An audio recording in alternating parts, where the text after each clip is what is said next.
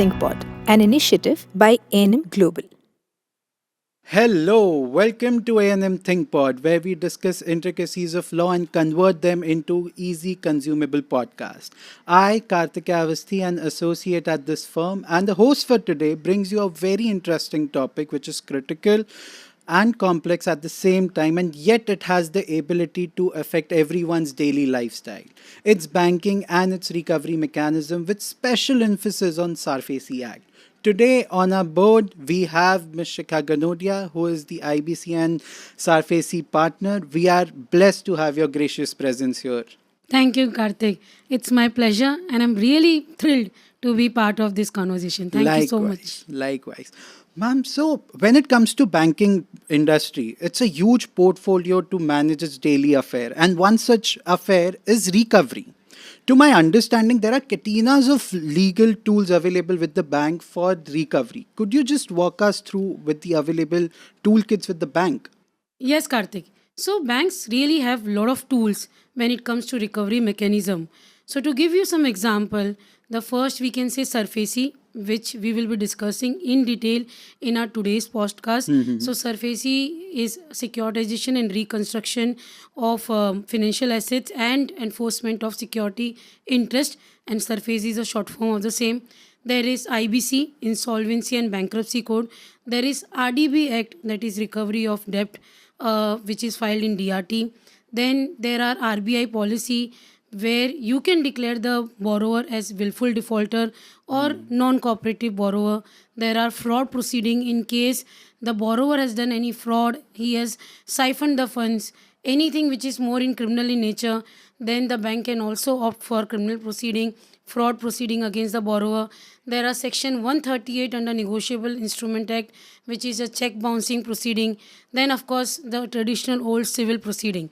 So banks really have like a lot of options, and each are unique in its own way.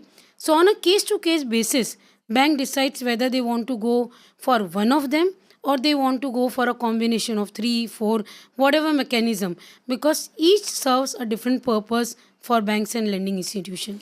Wow, Shikha, that's more than what I have expected. As you said, we will be just sticking to SARFAESI Act together.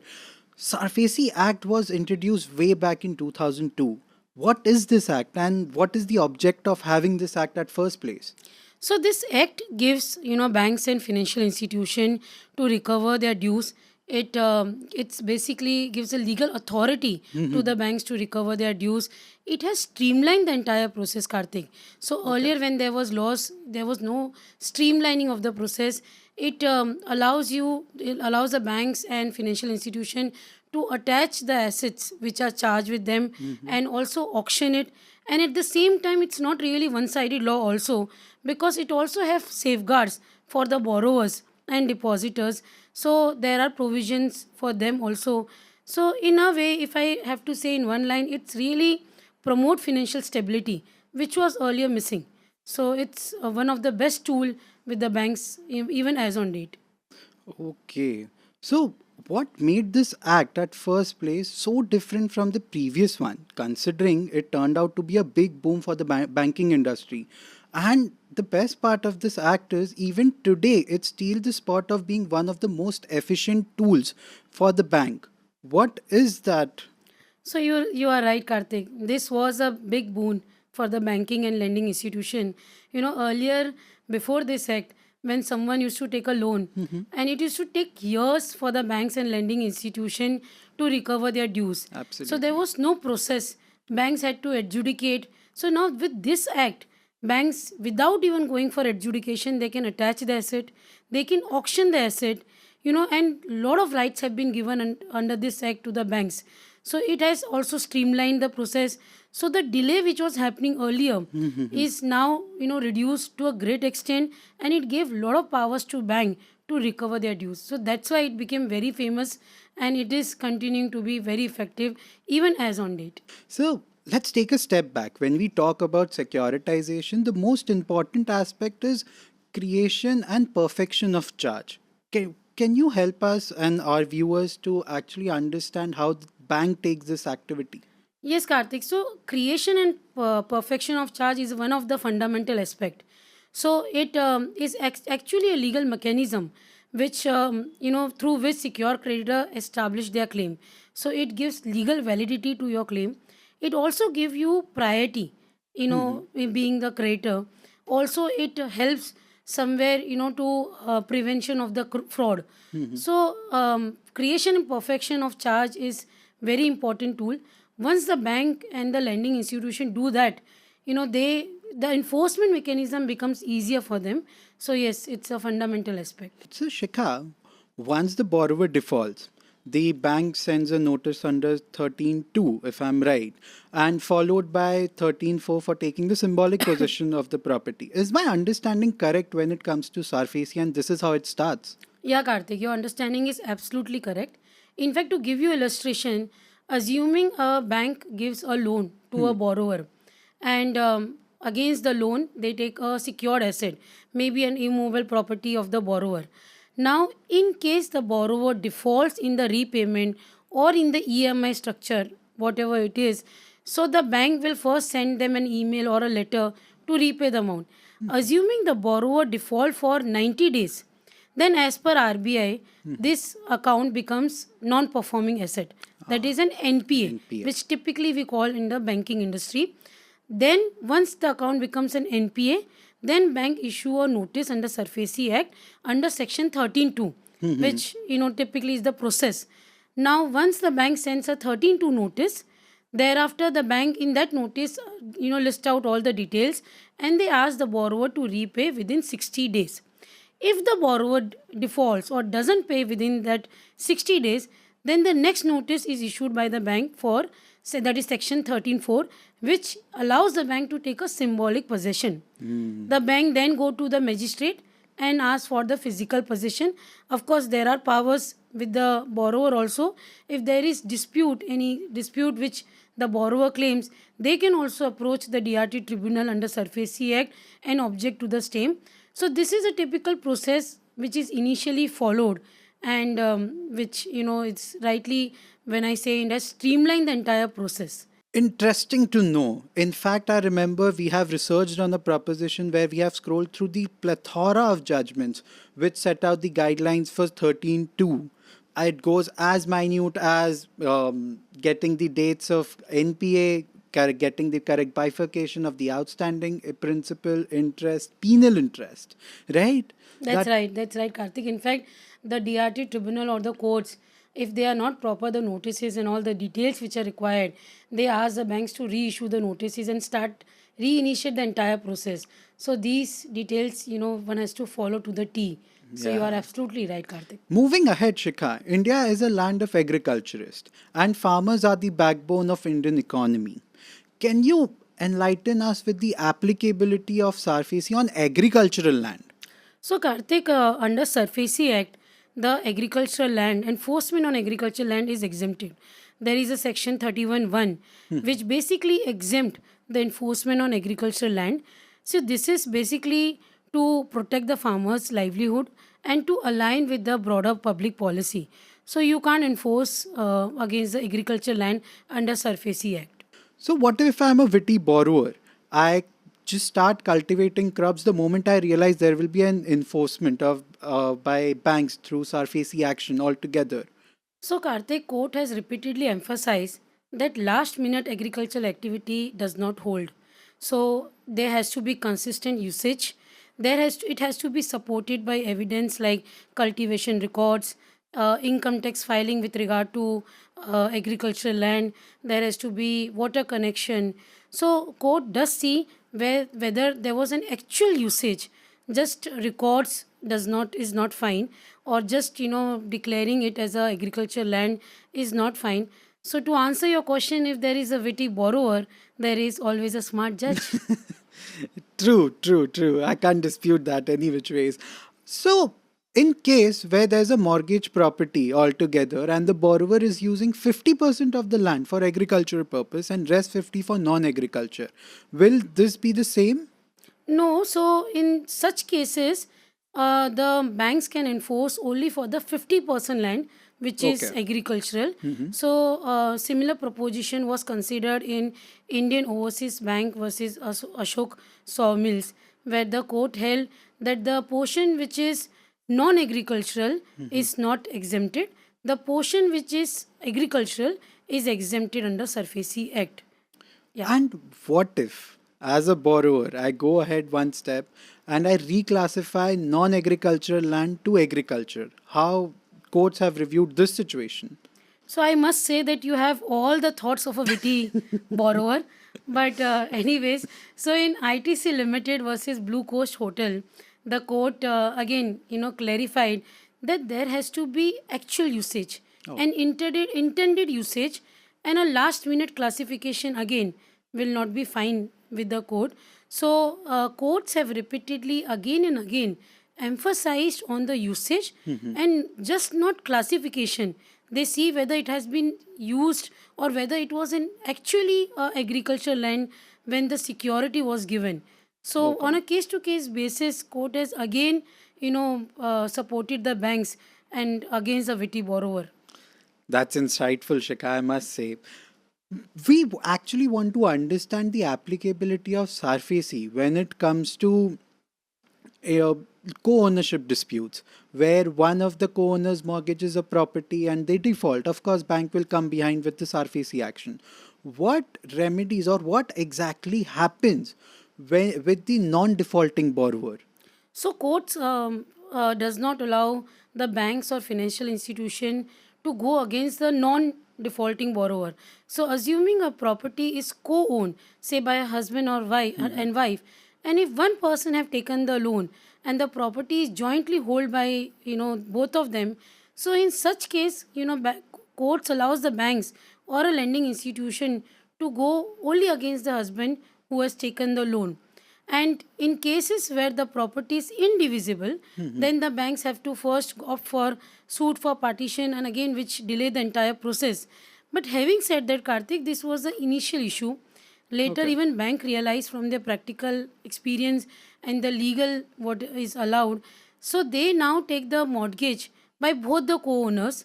They also see to it that whomsoever are the co-owners, they take the mortgage from both of them. So to avoid these kind of legal complications. Okay, so Shikha, as we discussed, that eventually at SARFAESI, at the end of the day, bank will take up your property, auction it, and whatever the proceeds are, they will be getting adjusted towards the outstanding. But that's more often than not, that's not the case per se.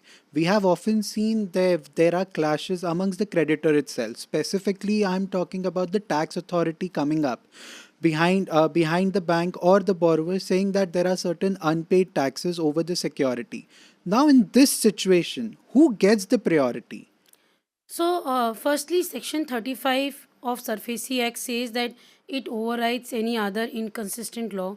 Also, again, the courts have clarified that a secure creditor claim will override, the other claims, even though if it is a statutory claims. In fact, in there's one judgment of Bombay High Court in Jan Seva Sahakari Bank versus Bank of Maharashtra, where similar issue was considered, and the court held that the secure creditor, the banks or financial institution, will have priority of rights over the other claims of statutory dues. So yeah, so it has been again and again clarified by the court that they will have the priority. So, in situation where there are borrowers and guarantors, can bank pursue simultaneously and go behind guarantors and borrowers? Yes, Karthik, they can. So, in a loan where the guarantors have also given their collateral or the security, the banks can go against them also. So, in fact, we see similar situation in IBC, and even as per the Contracts Act, the liability of a borrower and a guarantor is coextensive. So, the banks can go directly against the guarantor as well. Whether simultaneously, whether in priority, they can go. That's allowed. So, where the tenancy rights are being involved, let's say the lease deed was predated to the mortgage deed, or the loan was sanctioned after the lease deed was made up.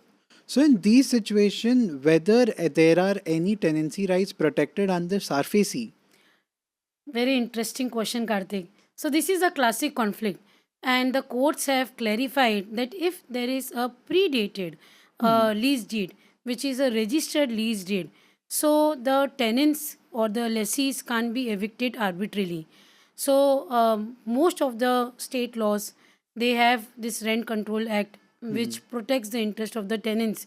So when it comes to that, then the courts have clarified that you cannot evict the tenants arbitrarily, and especially in cases where the lease is already registered pre them the borrower taking the loan. As you specifically mentioned, the lease deed must be registered. What happens if the lease deed is not registered at first place? Whether tenants enjoy the same benefit? No, not in that case, Karthik. In fact, in India Bulls Housing Finance versus Deccan Chronicles, the court clarified that an unregistered lease deed does not have any locus standi. So, unless there is a local tenancy law which really protects the tenants can be evicted. So, yeah, if it is unregistered, it does not protect them under SARFAESI law. As expected. Since you have a diversified experience when it comes to IBC, SARFAESI matters, what is the litigation strategy that actually goes behind the bank officials and how they pick choose what kind of act will go or be best suited for what kind of borrowers? So, when it comes to banks or lending institution, see there is not exactly any clear straitjacket formula, but yes, they decide whether to go for IBC or to go in SARFAESI on a case-to-case basis. So, assuming what we are seeing typically, Karthik, practically, suppose if the bank or lending institution feel that the security given to them is good enough to cover their default, so they go for SARFAESI law under SARFAESI Act. And if the banks or the lending institution feel that the borrower has gone bankrupt or the borrower does not, the security which is given has depreciated and now does not cover the amount which is required to be paid to the banks, so then they go for resolution under IBC. So, on a case to case basis, they decide their strategy. But yes, if the borrower is taken to an IBC, maybe by some other banks, and the case is admitted, then all the action under SARFAESI gets moratorium. So they all get stopped because of the admission of matter under IBC. As mentioned correctly, that when IBC is being admitted or the company is going under IBC, moratorium kicks in. That's true. But that's not the same situation when it comes to arbitration proceedings, right? Arbitration and SARFAESI can go hand in hand. Yes, you are right. Arbitration proceeding can go hand in hand. In fact, a very recent judgment of Bombay High Court of Tata Capital versus Priyanka Communication held that both arbitration and SARFAESI can go hand in hand. See, this is mainly because the relief which is sought is different. Like, so it all depend on the nuances of the reliefs which you are claiming, and they are not inconsistent also with each other.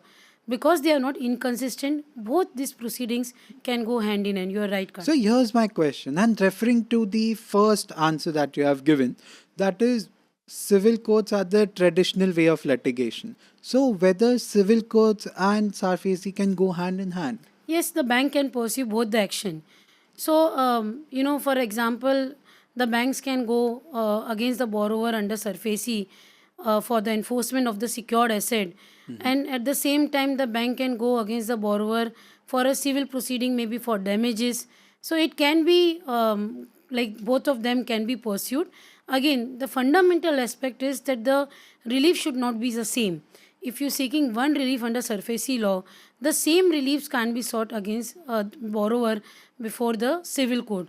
But yes, otherwise it can be pursued simultaneously. Indeed, indeed. I must say we are discussing exclusive complexity related to SARFAESI, from taking its co-ownership dispute to agricultural land to tenancy rights. Indeed, it's an enriching session. What is the one key takeaway that you have for us? Due diligence and timely action. Because SARFAESI law is all about the process. If you, and also of course creation and perfection of charge by the banks, so if you adhere to the due diligence and timely action and thereafter the process, then yes, it's really really beneficial. Okay. Thank you, Shikha. It was a great pleasure to have you on board, and you have shared the insights that is not easily available for us. And thank you, viewers, for staying tuned to this episode of A&M ThinkPod. Till then, stay connected, stay empowered, and see you until next time. Thank you.